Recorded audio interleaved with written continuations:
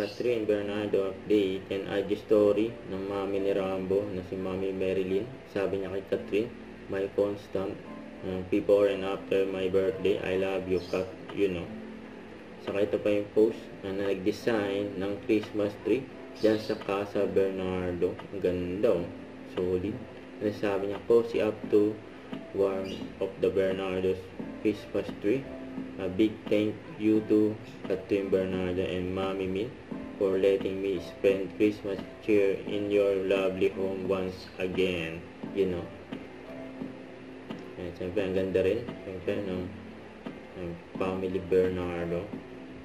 Kasamang big Christmas tree. Solid hanggang hagdanan. Ang ganda ng design. Paskong Pasko sa Casa Bernardo. Official finalist din si Catherine Bernardo sa Tag Media Chicago bilang Female Celebrity of the Year. Yung paano po mga ito, makita niyo sa screen. Ito yung mga video ni Catherine noong nakaraang araw.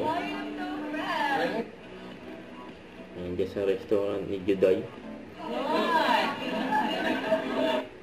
Don't forget to subscribe and click the notification bell for more updates. This is Richard Action Vlog. Stay tuned for more updates. See ya.